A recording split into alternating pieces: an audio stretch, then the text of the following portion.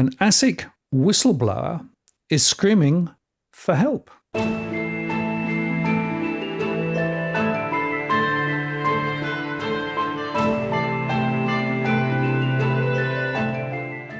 Martin North, John Adams, in the interest of the people. And we have Robbie Barwick here too. Hi, folks. Hi, Hello, Martin. How are you today? I'm pretty good. And just to explain, we've got Robbie and John on.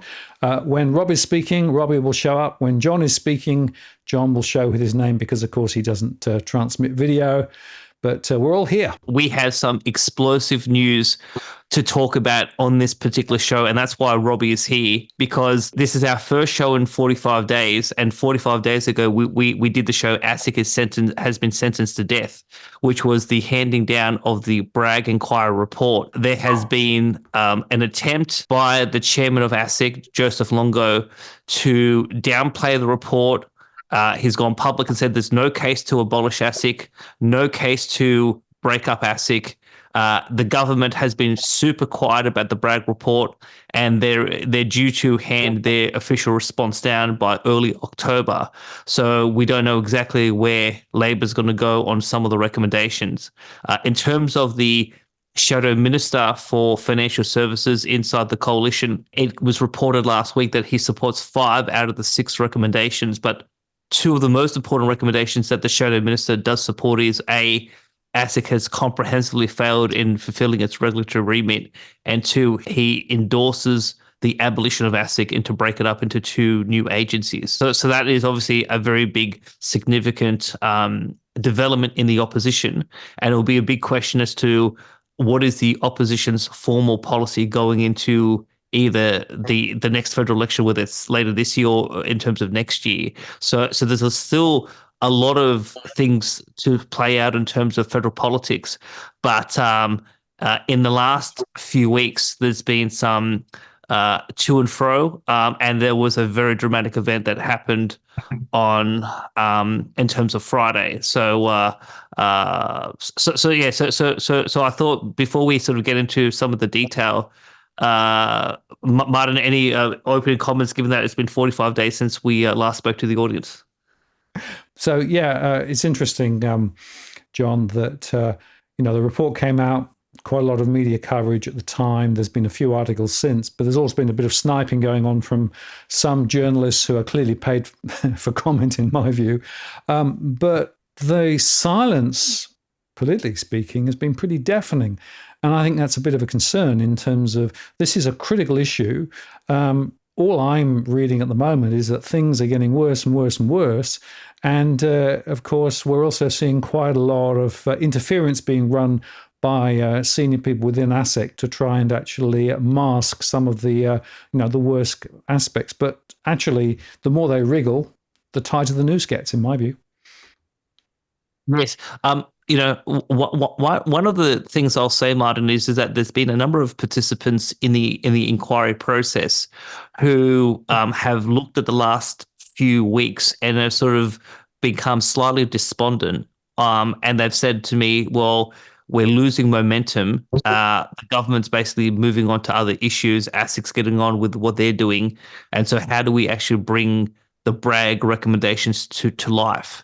And my key point is twofold. One is we obviously spoke about in the last couple of shows, Martin, the 2023 staff survey result where 1,056 staff said that satisfaction was 18%. And the organizational level quality was 2%. Well, I've made some phone calls in the last few weeks and I've asked people, has anything fundamentally changed in terms of ASIC, in terms of the culture? Are the staff feeling better about the place? And the answer is there's been no fundamental change. So it is still a dire workplace. And even if the culture had improved, the fundamental sort of conclusion of the Bragg report was that ASIC has been given too much to do and they don't have enough people and they don't have enough focus to actually get the job done. And so, ASIC can run this propaganda campaign, particularly through the Financial Review, and say that we're getting on with the job. And obviously in the last couple of weeks, they've had some big announcements about investigating in terms of ANZ, and they've launched action in the federal court against the ASX. So they obviously have had some big headlines about them being tough on in terms of misconduct, and they want to obviously change the narrative. But I think the fundamental key things that we know to be true in terms of ASIC, they're not going to change. And so, so I think in the next couple of months, this charm offensive is going to wear quite thin, and we're going to get back to some of the key points that Bragg made about a month ago. And at some point, Labor, this is going to become a massive political problem for Labor, because at some point, ASIC will screw up again, like they always do, and then it's going to become a massive political problem. And the public will say to the government, well, you've had over 2 years to fix ASIC, and you've had an inquiry report that basically gave you a roadmap of fundamental reform. So what are you doing about it? And the more we go on, the more questions for Labor as to, are they serious about corporate crime? Are they serious about reform? Or are they trying to pretend that everything's fine when everyone knows that it's not fine? I just wonder, John, whether there's a playing for time angle here as well, insofar that there will be an election sometime in the next few months. And of course, if nothing happens before the election, then I suppose all bets are off a little bit. Well, I don't think it's good politics for Labor to walk into the next election with this issue unresolved, and to give not just the opposition, but obviously we've got Robbie from the Citizens Party. Does Labor really want to give the Citizens Party a platform to attack the government on something that's so fundamental to the financial market? Because all political parties who oppose ASIC's poor performance will run very big in the next election. And why? I mean, from a strategic point of view, why would Labor provide that political ammunition to all of its enemies? I don't know, but I mean, we've seen this problem right across a whole host of public policy areas where Labor is failing to address some of the core challenges the country's facing. And that's why Albanese's numbers are down, Labor's numbers are down. Primary voter thinks it's 32%, which is super low for Labor. And they're giving their political adversaries enormous opportunity to get swing voters to swing their way, because this has been in large part a do nothing government. Well, that's right. Do nothing government indeed. And in fact, doing weird things, and in some cases, slipping through a little bit of legislative change that benefits some of those within power rather than the majority of the population, it seems to me. But that's a whole new story. But look, there's been some very important developments with regard to the ASIC story. And of course, your recent conversation with the Citizens Party and Robbie really are centre to it. Indeed. So if people haven't seen it, and Martin, how about we put this in terms of the image on the screen? So about a couple of weeks ago, I was in Melbourne, and I sat down with a conversation with Robbie for about an hour. This is the first sort of on-screen interview I've done with Robbie in about 12 months, and we talked about the ASIC inquiry and the conclusion of the inquiry, but it was much more than that. We spoke openly about corruption at ASIC. I've come to the conclusion, Martin, having looked at how ASIC does business.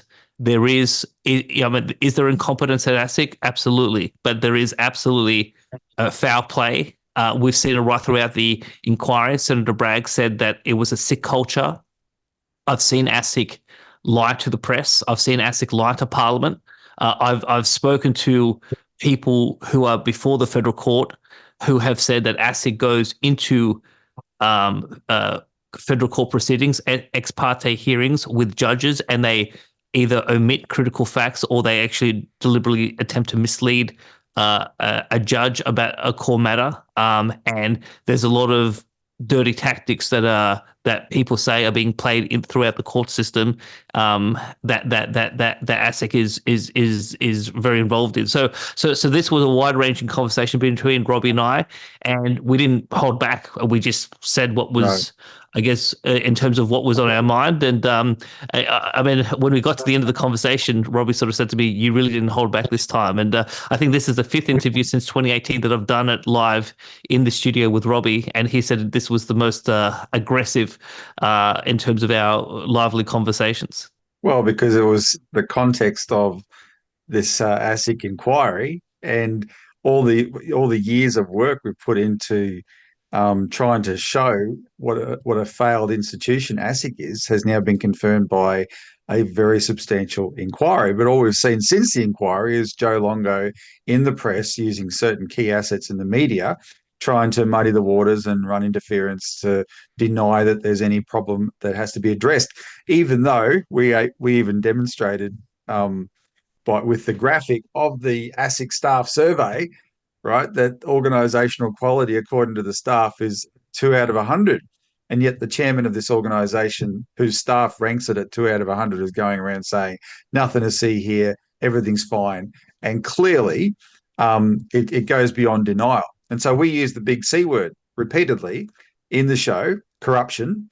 Our party had just put out a statement calling for Joe Longo to be sacked because of his public opposition to these very reasonable reforms that have been a long time in the making, that were issued by Senator Bragg's inquiry, but all he's doing is trying to stop them. And then we gave the history. I was able to present the history of Joe Longo himself, how he's always been associated with the failed law enforcement of ASIC. And so we said, if we're going to in any way salvage this regulator, we need to sack this guy, and we need to abolish ASIC, as the inquiry said.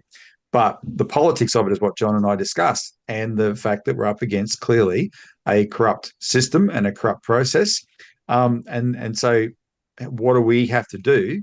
The whole purpose of the interview was to say, what do we, the people of Australia, have to do to make sure that this inquiry's recommendations don't just sit on the shelf? They actually get implemented. So we finally, after 25 years of people continually complaining about this agency, which is so integral to the integrity of the financial system, we finally get some change for the better. That was the purpose of the discussion, but it seems we set off a bit of a firestorm. Yes. Now, one point, Robbie, I just want to highlight for the audience, if they haven't watched the video. So again, when we talk about corruption, when I was talking about corruption, I was talking about public officials acting contrary to the public interest and one of the things that we have started to hear and I've started to hear through various channels, is the integrity of investigations are being compromised by the ASIC leadership, where there is unwarranted and illogical interventions in certain investigations, irrespective of the evidence, irrespective of in terms of the facts of the case, and there are serious concerns within ASIC about what's really I mean, is law enforcement operating in terms of a proper fashion? And so, Martin, we haven't discussed this a lot, so we will come at a future episode and talk about this. But on the 2nd of February of this year, there was a story on the front page of the Weekend Australian, and this was a story about the former Deputy Chair Karen Chester being referred to the National Anti-Corruption Commission. Well, the audience doesn't know, I was the person who referred her back on the 2nd of August 2023, and after 380 days, the NACA will only investigate 2% of all referrals, and my referral of Karen Chester, I've submitted about 6 rounds of evidence. It has actually triggered a formal corruption investigation. I've heard on the grapevine that certain people have been interviewed by the NAC so far, and that investigation is still active today. And I was actually on the phone with the NAC today about a couple of matters, and that investigation is still live. So what happens on the Chester issue, we'll have to see. But I know that there are other recent investigations where other people have made referrals to the National Anti-Corruption Commission about ASIC and some of their officials and some of their investigations, and those matters are still before the NAC. So there's still plenty to happen in terms of the NAC, and if people don't know, because we talked about this on the show, Robbie has also referred someone to the NAC. Robbie referred the former Prime Minister Scott Morrison to the NAC, and it's been, I think, over 180 days, and the Robbie referral is still again live. So I have a active corruption investigation. I think Robbie can say that he's probably on the way as well, and it'll be very interesting to see what happens with the NAC as that new institution sort of starts to find its feet, and we'll see if what the conclusion of these investigations are. I think you can say, John, that the difference, the staff survey and the ranking of organisational quality at 2% tells you very strongly what the view inside of ASIC is. So what you've just said about, you've got information that people inside ASIC are complaining about the leadership of ASIC arbitrarily and unfairly intervening in investigations. That is borne out by that staff survey. That staff survey indicates extreme demoralisation among the staff in that organisation. Yet, despite that, it just astounds me that what we see in the media is Joe Longo and co out there trying to claim nothing is wrong. And you had a report in the ABC, I think it was, that about the Bragg report and the reaction to it, and the quotes were, "This wasn't met well inside the agency. On the day of the report's relief, high-ranking officials sent soothing messages to each other and to staff, reassuring everyone that their work wasn't in vain. Executive Director Tim Mullally, whose enforcement and compliance section was panned by the committee, said the report was, quote, not an easy read, but that he remained extremely proud of ASIC's efforts. Even ASIC Chair Joe Longo chimed in with an all-staff pep talk. Quote, the report is challenging to read. It is broadly critical of ASIC's remit, our approach to enforcement and report of misconduct, governance and culture, he said. But he added it didn't reflect, quote, what I or the commission think of you or the work you deliver. We have confidence in you and we are extremely proud of the outcomes you achieve, he said. And then Mullally replied to his email, thanks, Joe, not quite water off a duck's back, but we'll get on with the things that matter. So that's the way the leadership talk to each other, yet the staff survey shows that the staff themselves only rank this leadership or the whole organisational structure at 2 out of 100. And Martin, before you chime in, I just want to sort of piggyback off Robbie's comments. So last week on the 14th of August, in the there's a journalist at the ABC called Ben Butler, and he did a broad-ranging story about the former CEO of ASIC, Warren Day. But then there were some comments about ASIC's culture that was in there. And so if we just put this on the screen, this is a veteran ASIC officer telling the ABC, quote, culture is the worst it's ever been, as evidenced by the survey. This is primarily due to senior executive leaders creating a culture of fear where people are too scared to provide feedback as we are called negative and annoying. The officer said staff were taking more sick leave and, quote, crying at our desks. And then we have this other quote saying, we have all quietly quit. The only solution is to get rid of the current leaders. The place is like a cult. Martin, can I just say, I've been a public servant. I've worked in the New South Wales Public Service as well as the Commonwealth Public Service.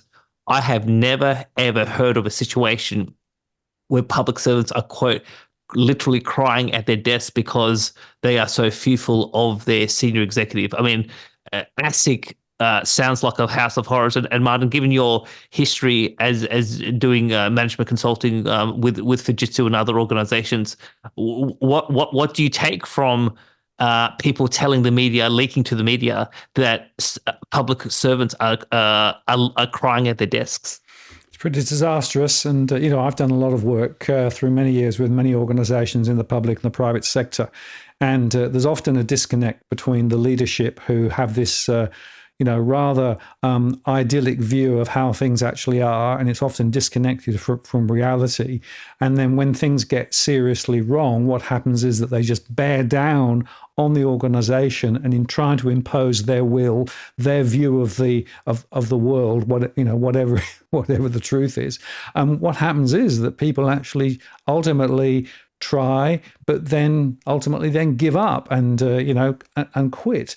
And the process of cultural change and transformation within an organization is really very, very complex and very difficult. And, I've also had conversations with ex-ASIC employees, quite senior people, some of them, who actually outside the organization said it was a basket case. You couldn't get anything done. And in fact, the senior people were frankly leading interference rather than actually supportive. So, in a way, this is a very sad state of affairs. I guess two other observations. It seems to me that in the public sector, the cultural norms are worse often than in the private sector. And, I believe that ASIC is the worst case, but I would say that there are other organizations within the public sector that also have similar and very worrisome trends. The other is that at a time of crisis, when things actually, are getting worse, they tend to pull the drawbridge up and get even more defensive and more aggressive, rather than actually recognizing there might well be more than a grain of truth in this, and really tries to, tack on a different direction to tackle it. So defensiveness increases, and that then has a feedback loop that actually creates more negativity inside the organization, more negative culture and more negative vibes. And that puts more pressure on the people inside the organization too. So, once a basket case, always a basket case, in my view. I just want to ask you one question before we go to Robbie about what the big news from last Friday was. But given that you've studied culture and organizations and leadership, if a leader gets a ranking out of 2 out of 100, is there any prospect that the leader can recover in terms of their leadership and retain confidence from their team? Or is it the fact that once a leader is ranked so low that there is nothing that can be done to save their leadership? It's a good question. And I've worked with a number of organizations where, frankly, I was brought in to look specifically at how the leader, the CEO or whatever it was behaving. And, where there's a degree of issues, but issues that can be addressed, then sometimes you can help people change direction. But there is a cutoff point, in my view, below which it is impossible for the change that is required to be made with the current leadership still in position. And if you have a very low rating in terms of particularly satisfaction, or even things like trust ratings and those sorts of things, if they are so low, then trying to get that leader to change without the leader wanting to change is impossible.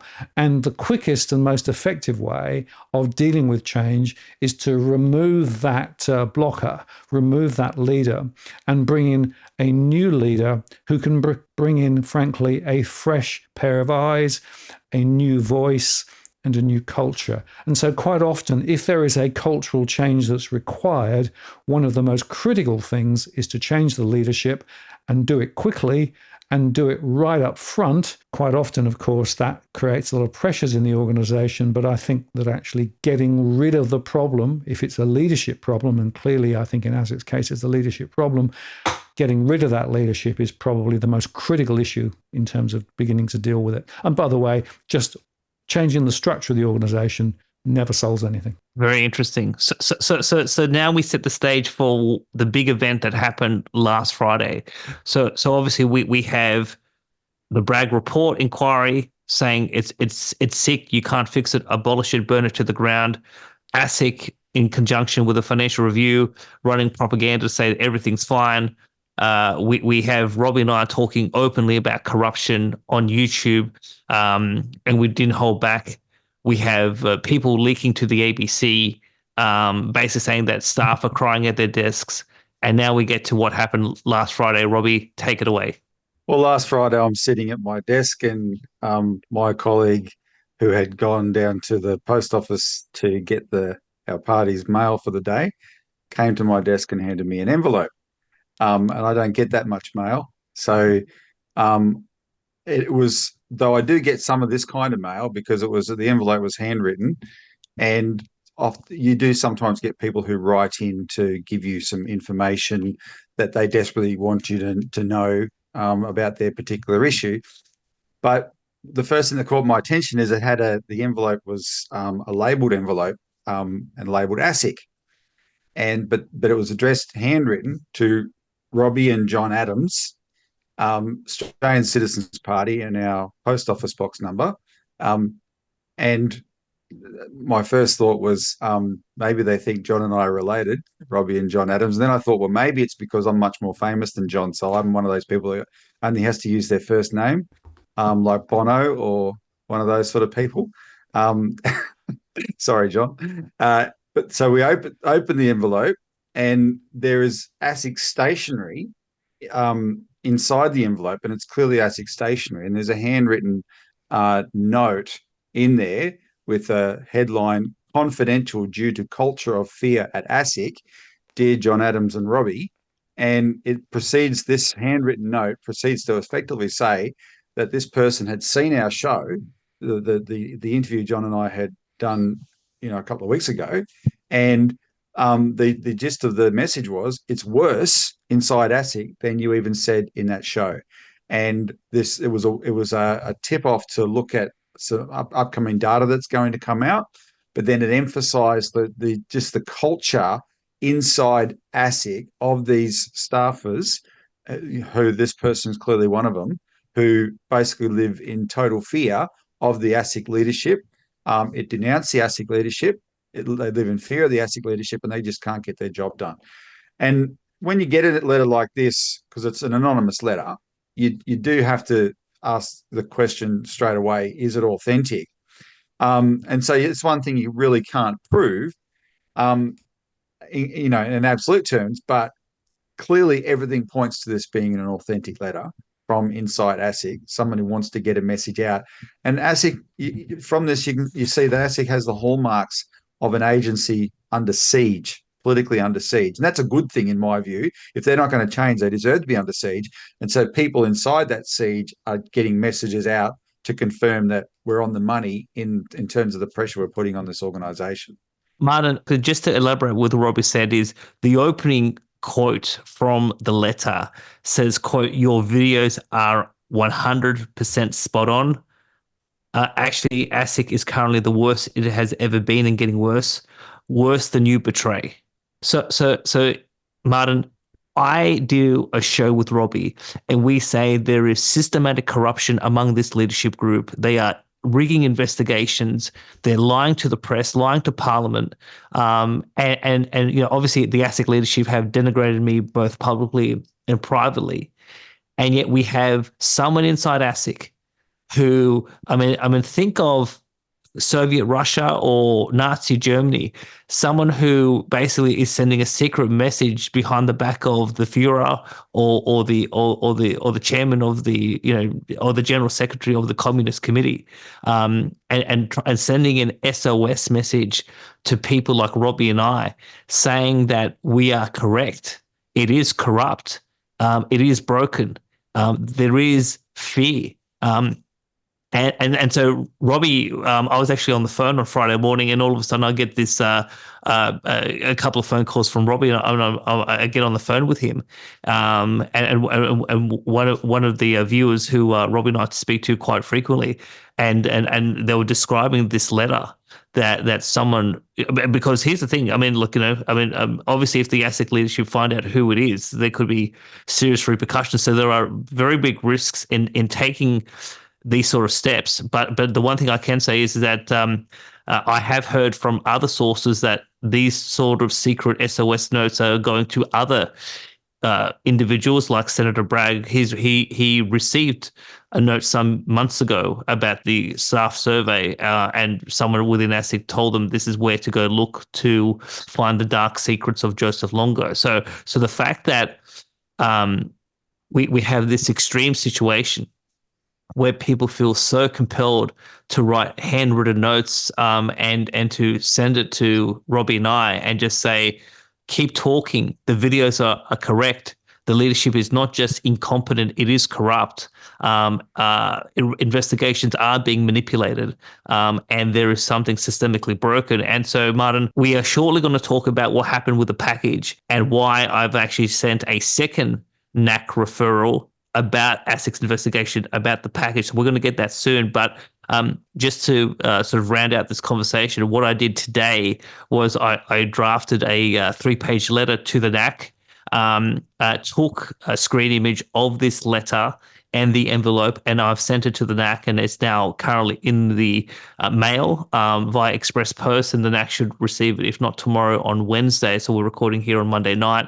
And I say to the NAC in broad and plain language, ASIC is a house of horror. The fact that public servants are coming out as whistleblowers to YouTube commentators and saying that your commentary is 100% accurate, even though that journalists like Ronald Mesden say that we're just an echo chamber of, a motley crew of critics, etc. It's just extraordinary that we, and Marta, we started this process back in 2022, asking the question, and one of our first shows was, are the financial cops helping the crooks? And if that's happening, that's corruption. And now we have people within ASIC basically saying that one of our most earliest questions seems to have some sort of validity about it. And so now that this correspondence I've sent it to the NAC, it's really now up to the NAC to get to the bottom of what the hell is happening at ASIC, and how can we, get to a situation where we're going to have a regulator that's actually serving the public interests, and we're actually getting value for tax, and getting value for money, because taxpayers don't want to be paying public servants to go to work and cry and not do your work. I mean, if you're going to work in the public service, make sure you're actually serving the public. And when people are sending secret notes to Robbie and I saying that it's worse than you can imagine, well, obviously the public's not being served by this culture and this leadership. And this agency is not the Bureau of Meteorology. It's not the Registrar of Births, Deaths and Marriages. It's the financial cop. Their work every day is supposed to police the financial system to make sure there's integrity in the system so that people can have confidence in it and be protected from crime. These are the people who are crying themselves at their desks. These are the people who have zero confidence in the integrity of their leadership. This is a crisis in Australian governance, and this effort that we've helped to lead is what's bringing this to the fore, such that even we're the ones that are giving the people inside who know the truth the confidence that they can get the message out. They're smug. What they're doing is, to build on John's analogy, these are people smuggling messages from out of Hitler's bunker that the Führer's gone mad and it's the end is nigh, right? That's what we're getting from inside ASIC. It's quite extraordinary. Yeah, it is interesting. And the fact that people are prepared to take these sorts of steps, it really underscores to me just how difficult and how destructive it must be inside that organization. But there's a broader point here too, an inability of ASIC to actually be the financial cop and keep the financial system heading in the right direction has massive consequences, beyond what's happening in ASIC, right? Because what it means is that there are people who are not being protected when they thought they were, and the bad conduct that we're seeing across the financial system is being facilitated and enabled by an impossibly, compromised ASIC. Well, if I can say something here, John has tested ASIC in terms of its actual processes and has really put them to the test. I and the Citizens Party came to the ASIC question on behalf of financial victims. And what we discovered, once we looked at one, then we saw 100, then we saw 1,000, then we saw 10,000, then we saw 100,000. There are hundreds of thousands of financial victims around Australia to whom ASIC is a trigger word. The most traumatic event of their life, if you actually say the word ASIC to them, because their experience is such that when this event happened to them, like you would with any crime, you go to the police to get some form of resolution. And so they went to the financial police, and all they got was, well, the opposite of financial resolution. They got something that made their experience much worse. And this goes back a long time. Yep. As Professor Andy Schmulo points out, there's been 4 major inquiries into ASIC in a decade now, right? And this latest one is probably the biggest and the best, to be honest. But that's the experience of hundreds of thousands of people around Australia. And to us, that's why it was unconscionable that this leadership could remain in denial. that everything's fine and nothing needed to be done. And then, John Adams came along and actually put ASIC's processes to the test and proved through that measure how totally dysfunctional they are. And how can it continue? It's got to change.